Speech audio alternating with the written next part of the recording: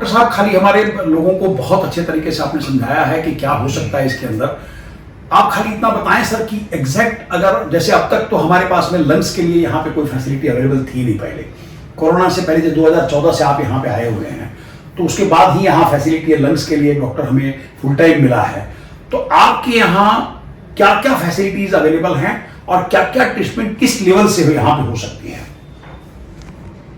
अगर हमारे यहाँ की बात करें तो हमारे पास छोटे से बड़े सारे लंग्स रिलेटेड जो भी डिसऑर्डर्स है उसे डायग्नोस और ट्रीटमेंट करने की फैसिलिटीज़ अवेलेबल है, जिसमें अगर बेसिक चीज़ें देखे जाए, पहले मैं हमारे सेंटर की बात करूँगा और फिर ओवरऑल जो अपने वापी में फैसिलिटीज़ अवेलेबल है वो भी मैं आपको एड्रेस कर दूँगा। तो सबसे बेसिक चीज़ जो होती है कि ब्लड टेस्ट, वो आज अवेलेबल है सब जगह, हमारे यहाँ पे भी है। सेकेंड चीज़ है एक्सरे। एक्सरे एक बेसिक चीज़ है जो करने से अगर आपके चेस्ट के अंदर कुछ भी इलनेस है वो पता चल जाती है।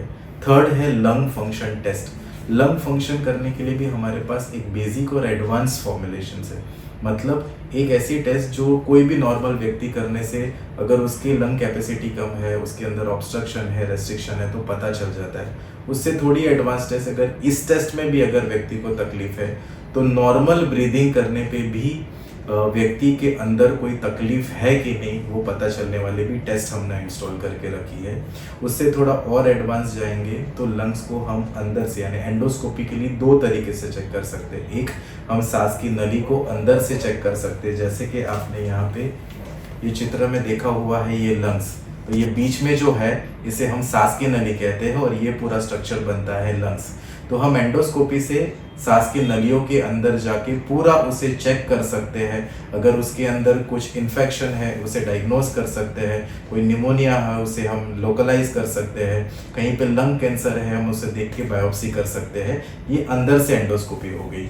वैसे ही होती है कि हम चेस्ट के बाहर भी हम एंडोस्कोपी करके हम जांच सकते हैं कि जैसे सीने के अंदर पानी भर जाना, चेस्ट के बाहर कहीं पे छोटे छोटे नोड्यूल्स हो जाना, कोई गांठ होना, तो वो भी हम लेप्रोस्कोपी के लिए जाके वहाँ पे हम बायोप्सी ले सकते हैं, पूरा टिश्यू निकाल सकते हैं, पूरा फ्लूइड निकाल सकते हैं और हम जांच कर सकते हैं। तो ये कुछ एडवांस टेस्ट हो गए हैं, जैसे कि ब्रोंकोस्कोपी है, कोलेकोस्कोपी है, लंग फंक्शन टेस्ट है, बेसिक चेस्ट एक्सरेज है, जिससे आप पूरा यहाँ पे अच्छे से डायग्नोस कर सकते हैं और ट्रीट भी कर सकते हैं। ग्रेट। बहुत सारी फैसिलिटीज जो पहले यहाँ अवेलेबल नहीं थी वो सारी फैसिलिटी इनके पास अवेलेबल है। मेरा आप सभी लोगों से गुजारिश है कि जैसे कि इन्होंने 4-5 पॉइंट बताए हमें कि योगा करें, अच्छी नींद लें, स्ट्रेस का लेवल आप लोग कम रखें, तो इन सब चीजों को, एयर पॉल्यूशन के लिए आप कंटिन्यूस मास्क लगाएं, पेड़ लगाएं। इन सब चीजों के बावजूद भी अगर थोड़ा बहुत भी दिक्कत होती है या बड़ी कोई दिक्कत होती है तो सारी ट्रीटमेंट आज यहाँ अवेलेबल है। ये हमारा सौभाग्य है कि डॉक्टर चिंतन पटेल हमारे पास यहाँ पे अवेलेबल हैं, नहीं तो बहुत बार हम लोगों को सिर्फ इसी के लिए सूरत या मुंबई की तरफ भागना पड़ता था पहले।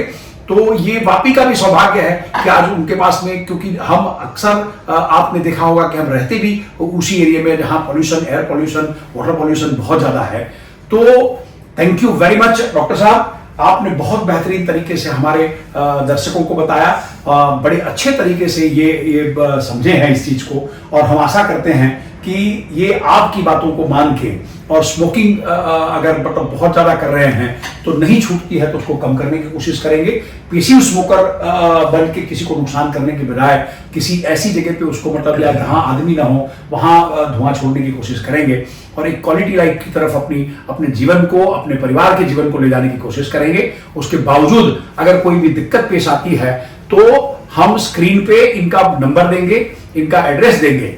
कोई भी चीज अगर कहीं कुछ भी दिक्कत आती है तो आप बड़े हिचकिचाहट के आप इनके पास आए, ये बेहतरीन तरीके से आपको ट्रीटमेंट करेंगे। इज अ जैब पर्सन, बहुत अच्छे नेचर के हैं, लगते ही नहीं कि डॉक्टर हैं, इसलिए आप आए, बड़े जॉली नेचर के हैं, तो आपको बिना संकोच इनके पास आके ट्रीटमेंट आप ले सकते हैं। Thank you very much. आप सभी लोगों का खूब खूब शुक्रिया। आप सब लोग स्वस्थ और मस्त रहें, ऐसी हम सब लोगों की शुभकामनाएं हैं। Thank you.